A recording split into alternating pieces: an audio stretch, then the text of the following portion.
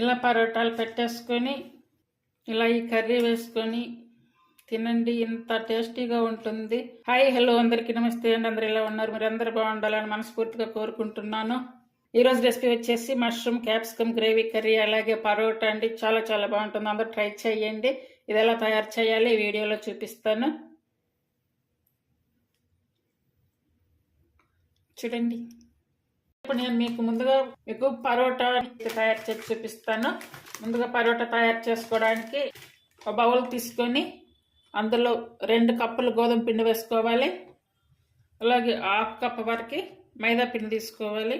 ఒకవేళ మీకు సపరేట్గా అంటే అచ్చంగా మైదా పిండితో కానీ లేదా గోధుమ పిండితో కానీ అలా తీసుకోవాలనుకుంటే కనుక అలా కూడా తీసుకోవచ్చు. ఇప్పుడు టేస్ట్ సరిపడా సాల్ట్ వేసుకోవాలి. అలాగే ఇప్పుడు ఈ పాలు ఉన్నాయి కదా, నేను ఈ పాలు అయితే 1/2 కప్ తీసుకొని ఇలా కొంచెం వేసుకుంటూ పిండి మొత్తం కూడా కలుపుకోవాలి. అంటే పాలు బాగా వేడిగా ఉన్నాయి, అందువల్ల స్పూన్ పెట్టి కలుపుతూ ఉన్నాను. పాలు పోసుకున్నప్పుడు ఈ పిండి మొత్తం కలిసేలా బాగా కలుపుకోవాలి. ఈ మిగతా పాలు కూడా వేసుకోవాలి. వేడి మీద ఉన్నప్పుడే తీసుకోవాలి పాలు. పరోటా ఎప్పుడు కూడా నేనైతే దాదాపుగా బయట కొనుక్కొస్తాను, అంటే రెడీమేడ్గా చేసినవి ఉంటాయి కదా, అలా కొనుక్కొస్తాను అన్నమాట. అయితే అప్పుడప్పుడు ఇంట్లో కొంచెం అలా ప్రాక్టీస్ చేయంగా ఇప్పుడైతే కంప్లీట్గా ఇంట్లోనే పరోటాలు తయారు చేయడం అయితే బాగా అలవాటు అయిపోయింది. ఇప్పుడు ఇదంతా బాగా కలుపుకున్నాము కదా, చూడండి ఇలా రావాలి. ఇప్పుడు ఈ కలుపుకున్నాక ఇప్పుడు ఈ వాటర్ కూడా హాట్ వాటర్ తీసుకోవాలి. ఇవి కూడా కొంచెం పోసుకుంటూ కలుపుకోవాలి. చపాతీ పిండిలాగా కలుపుకోవాలి మొత్తం కూడా. ఉండగా అయితే కలిపాము కదా, ఇందులో ఓన్లీ వాటరు పాలు 2 కాసి వేడి పాలు పోసామన్నమాట. ఇప్పుడు నెయ్యి కానీ లేదా బటర్ కానీ తీసుకొని, చూడండి నేనైతే బటర్ తీసుకున్నాను. ఈ బటర్ తీసుకొని ఇలా వేసి కలపాలి. ఈ బటర్ అనేది నేను ఓన్లీ ఒక స్పూన్ వరకే తీసుకున్నాను. ఏం చేస్తావులేని మనం పాలు మలుపుతూ ఉంటే కనుక అన్నీ బయట కొనుక్కొని తినాల్సి వస్తుంది. అలా కాకుండా కొంచెం ఓపిక చేసుకొని ఇలా ఇంట్లో ప్రాక్టీస్ చేసుకుంటే కనుక అన్నీ కూడా ఇంట్లో హోమ్ మేడ్గా అన్నీ చేసుకొని మంచిగా తినవచ్చు. ఇది కలిపేసి ఇక్కడ పక్కన పెట్టేసుకోవాలి. మూత పెట్టి కానీ లేదా ఏదైనా క్లాత్ తడిపి ఎలా అయినా పెట్టేసుకోవచ్చు. నేనైతే మూత పెడుతున్నాను. ఇప్పుడు కర్రీ తయారు చేసుకోవాలి. ఇప్పుడు స్టవ్ మీద కడాయి పెట్టుకొని అందులో వాటర్ వేసుకొని బాదం పప్పులు వేసుకోవాలి. అలాగే 5-6 జీడిపప్పులు. ఇప్పుడు కట్ చేసుకున్నటువంటి ఉల్లిపాయ ఒకే ఒక ఉల్లిపాయ, అలాగే ఈ టమాటో కూడా ఒక కాయ వేసుకోవాలి. అంటే మనకి ఇంట్లోకి సరిపోయేదాన్ని బట్టి వేసుకోవాలి. ఇవన్నీ కూడా మెత్తగా ఉడికించుకోవాలి. ఒక క్యాప్సికమ్ తీసుకొని ఇలా కట్ చేసుకోవాలి. అలాగే మష్రూమ్స్ నేనైతే ఒక ప్యాకెట్ తీసుకొని ఇలా ఈ మైదా పిండి అయితే వేసాను ఇందులో. ఇప్పుడు ఇవన్నీ కూడా క్లీన్ చేసుకోవాలి. ఇవన్నీ కూడా ఇలా ఉడికించుకొని చల్లారి పెట్టుకోవాలి. ఇప్పుడు కర్రీ తయారు చేసుకోవడంగా ఆయిల్ అయితే ఇలా 2 టేబుల్ స్పూన్లు వేసుకోవాలి. చూడండి, జీరా అంటే ఒక 1/2 స్పూన్ వరకు వేసుకోవాలి. అలాగే చెక్క, లవంగం, యాలకులు. ఇప్పుడు తాలింపు అంతా ఇలా వేయించుకున్నాం కదా, ఇప్పుడు ముందుగా పేస్ట్ చేసుకున్నటువంటి అంటే ఇప్పుడు ఉల్లిపాయలు టమాటాలతో పాటు ఇందులో ధనియాలు, జీరా అవి కూడా వేయించి ఇలా పేస్ట్ చేశాను. ఈ మిక్సీ జార్లోనే కొంచెం వాటర్ వేసుకొని ఈ వాటర్ కూడా ఇందులో వేసుకోవాలి. అంటే అవి ఉడికించేటప్పుడు వాటర్ వేసాం కదా, ఆ వాటర్ పడేయకుండా ఇలానే ఉంచి కర్రీలో వేసుకోవాలి. ఇప్పుడు ఇదంతా కూడా ఉడికించుకోవాలి. ఈ ఉడికే పేస్ట్లో ఇప్పుడు పుదీనా వేసుకోవాలి. అలాగే 2 రెమ్మల కరివేపాకు, అలాగే అల్లం వెల్లుల్లి పేస్ట్. వీటితో పాటు ఇది కూడా అంతా ఆ పచ్చివాసన పోయి ఆయిల్ పైకి వస్తుంది కదా, అప్పటి వరకు అయితే ఉడికించుకోవాలి. సిమ్ ఏదైనా మిడిల్ ఫ్లేమ్ మీద కానీ పెట్టుకొని అంటే మధ్యలో కలుపుకుంటుండాలి. ఈ మష్రూమ్స్ అన్నీ కూడా ఇలా కట్ చేసుకోవాలంటే మనకు నచ్చిన విధంగా కట్ చేసుకోవచ్చు. 2 మష్రూమ్స్ తీసుకోవడం వల్ల ఆరోగ్యానికి కూడా చాలా మంచిది. ఇట్లా డి విటమిన్ కూడా ఉంటుంది. చూడండి మసాలా మంచిగా ఉడికింది. అలాగే ఆయిల్ కూడా పైకి తెల్లింది. ఇలా తెల్లి మంచి వాసన వస్తుంది. ఆ టైంలో ఇప్పుడైతే కట్ చేసుకున్నటువంటి మష్రూమ్స్ వేసుకోవాలి.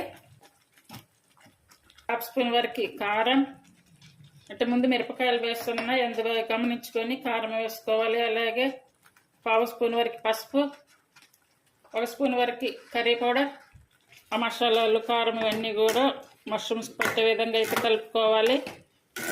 వాటర్ అప్పుడే వేయొద్దు. అలాగే టేస్ట్ సరిపడ సాల్ట్. మష్రూమ్స్ వేస్తే ఇలా ఉడుకుతున్నాయి కదా, ఇప్పుడు హాట్ వాటర్ వేసుకోవాలి. అంటే మనకి గ్రేవీకి ఎంత కావాలో అంత వేసుకోవాలి. ఇవి చూసారు కదా క్యాప్సికమ్. ఈ క్యాప్సికమ్ని కొంచెం ఆయిల్లో ఇట్లా వేయించుకోవాలి. అంటే కొంచెం పచ్చిగా ఉంటాయి కదా, డైరెక్ట్గా వేసామంటే కనుక కొంచెం పచ్చిగా ఉంటాయి. అందువల్ల ఇలా ఫ్రై చేసుకొని వేసుకోవాలి. చూడండి కర్రీ ఇలా దగ్గర పడ్డాక సన్నగా కట్ చేసుకున్నటువంటి పచ్చిమిర్చి, అలాగే జీడిపప్పు. ఈ జీడిపప్పు నేను ఉడికించేటప్పుడు కొంచెం ఎక్స్ట్రా వేసుకున్నాను. ఇప్పుడు జీడిపప్పు కూడా వేసుకోవాలి. అలాగే సన్నగా కట్ చేసుకున్నటువంటి కొత్తిమీర. కర్రీ కూడా బాగా దగ్గర పడింది చూసారు కదా. ఇది చపాతీ, పుల్కా, రోటీ, పలావ్ రైస్ అన్నిటిలో కూడా చాలా చాలా బాగుంటుంది కర్రీ. ఇలా ఉంచేసుకున్నాక ఈ క్రీమ్ అయితే ఇలా వేసేసుకోవాలి. స్టవ్ ఆపేసుకొని పరోటాలు చేసుకోవాలి. బాగా ఫ్రీగా ఉన్నటువంటి పాత్రలోనే కానీ లేదంటే ఇలా కిందేసి కానీ బాగా మంచిగా మరోసారి అయితే బాగా కలుపుకోవాలి. ఇలా కలుపుకోవడం వల్ల పరోటాలు అనేవి బాగా స్మూత్గా బాగా వస్తాయి. చూడండి ఇలా కలపాలి బాగా. ఇలా 2 ఉండలు చేసుకొని ఒకటి పక్కన పెట్టేసుకోవాలి. ఇట్లా పిండి చల్లుకొని ఇప్పుడు మనం పరోటాలు అయితే వత్తుకోవాలి. అంటే మనం చపాతీలు ఎలా చేసుకుంటాం అలా చేసుకోవాలి. ఇలా పిండి వేసుకుంటూ ఇట్లా వత్తేసుకోవాలి.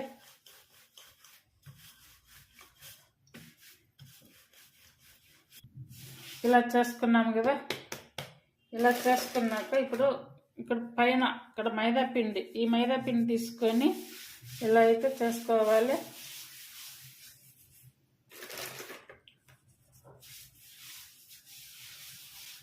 అలాగే రెండో పక్క కూడా చేసుకోవాలన్నమాట, లేదంటే మళ్ళీ కింద అంటుకుంటుంది. ఇప్పుడు ఇలా వేసుకొని చూడండి. ఇలా అయితే కనుక కొంచెం కింద కూడా ఇలా పిండి అంతా చల్లుకోవాలి. పలచగా ఉండకూడదు, అలానే మరీ మందంగా అయితే ఉండద్దు. ఇప్పుడు మళ్ళా పిండి ఇటు పక్క కూడా మళ్ళీ వేసుకోవాలంటే ఇలా వేసుకున్నాం కదా. ఇప్పుడు ఇది ఇలా ఫోల్డ్ చేసుకోవాలి.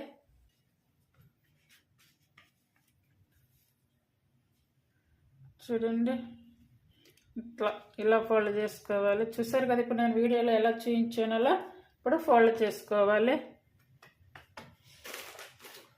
పిండితోటి ఇలా చల్లుకొని ఇప్పుడు ఇది ఉంది కదా, ఇలా ఇలా ఫోల్డ్ చేసుకుంటూ రావాలి.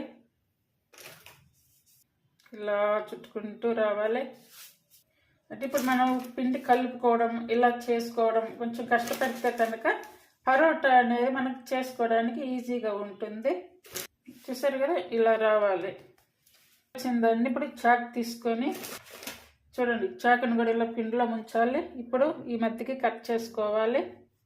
ఇప్పుడు చూసారు కదా ఇక్కడ మనకి ఎన్ని లేయర్లుగా వచ్చిందో చూడండి. పైన కొంచెం పిండి చల్లుకోవాలి. మళ్ళీ జస్ట్ ఈ కర్రతోటి కొంచెం మరి ఎక్కువ అవసరం లేదు.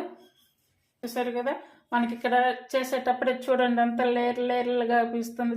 చూడండి అంటే మనకి ఇది చేసేటప్పుడే స్టవ్ మీద ప్యాన్ పెట్టేసుకొని పరోటా చేసుకోవడానికి ముందుగానే వేడి చేయాలి.